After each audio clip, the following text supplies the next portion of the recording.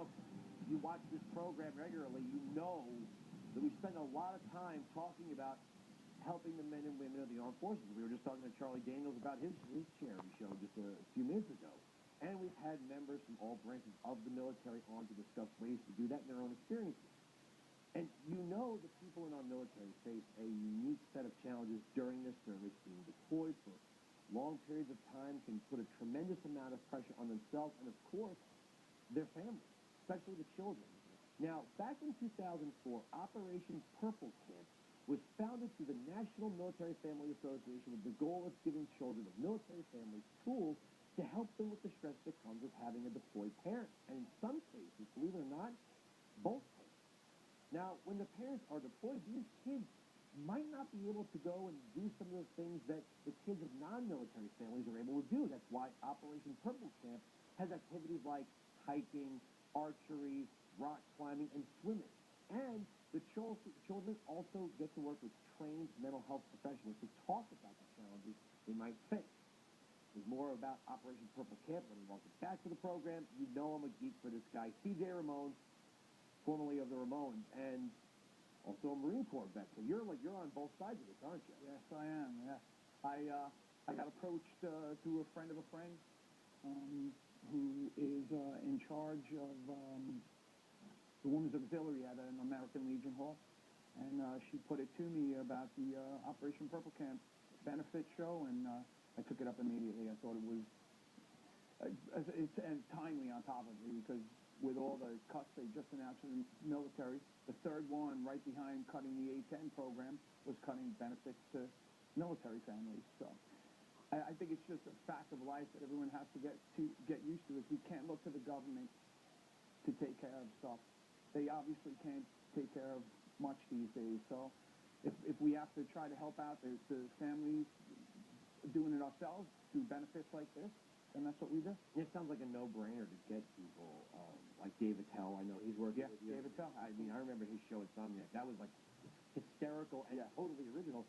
You've got people who are willing, and it doesn't seem like it's a very hard sell. Hey, come out. This is about kids. Doesn't matter what your politics are.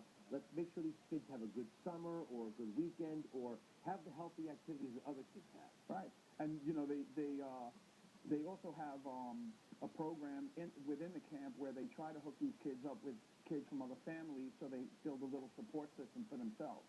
So even after the camp is over, you know, a lot of the good things that they pick up there live on afterwards. And that's important, you know what I mean? Having them come out for a week of fishing and stuff would be one thing. But the fact that it's staffed by mental health professionals and they get to meet other kids who are in the same boat as them, they take that kind of stuff home with them. That's real help. Okay, so is there more than one camp? Is it one camp? Is it a network of camps? It's a network of camps. The one for New York is in Angola. It's the... I'm drawing a blank on the name right now. We'll put the website up. Okay. But the camp is in Angola. They've been doing it for the last 5 years, I think. And it is... they cover 2/3 of the course. The camp itself is covering 2/3 of the course. So that's our job. Our job is to come up with that other 1/3. Where are some of the other camps? They're all over the nation. They're in a bunch of other states. There's a whole bunch of them. So is it run like Wounded Warrior, where it's independent but part of a network? Like each camp is run differently by the different activities, or is it pretty standard? It's pretty standardized, but there is differences from camp to camp. Absolutely, there is.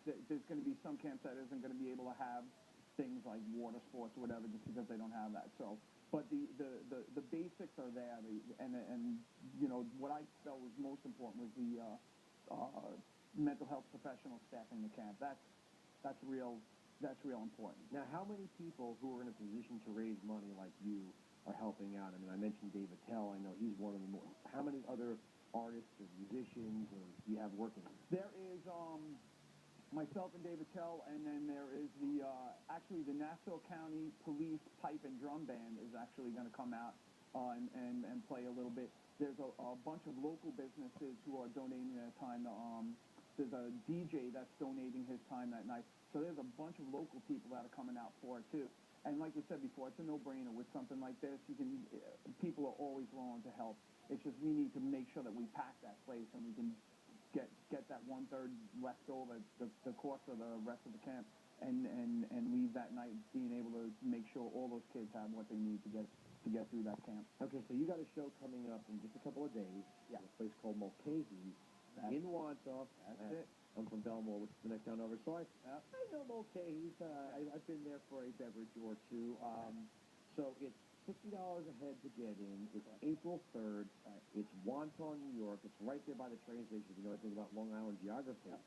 Maybe we'll have to call Michael Graves. He was on with you last time when we talked about what it's like to be a dad. I am going to call Michael. I am absolutely going to, I wish I would have thought of it ahead of time, but I will call him and invite him down.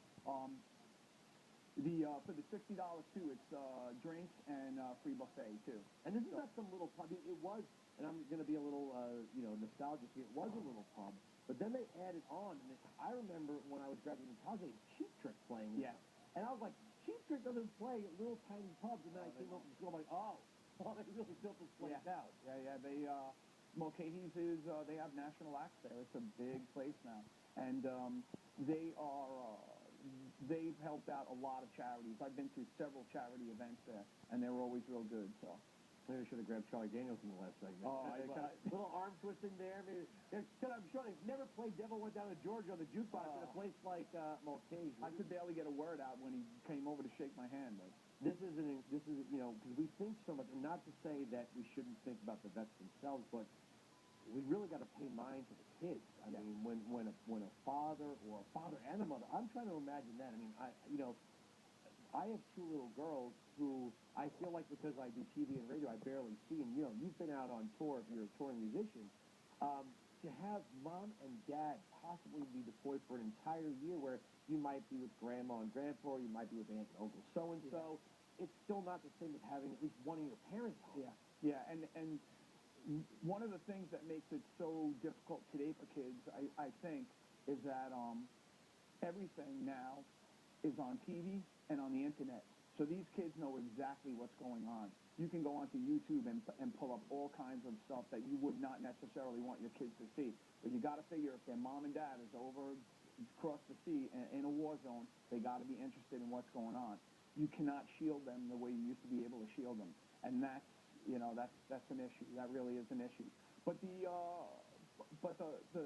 fact of the matter is that there is help. This camp is a really, really great setup. It really is. What they leave there with is something that they can carry with them and help them get through those situations when their mom and dad is gone. They leave with a nice toolbox to get through it.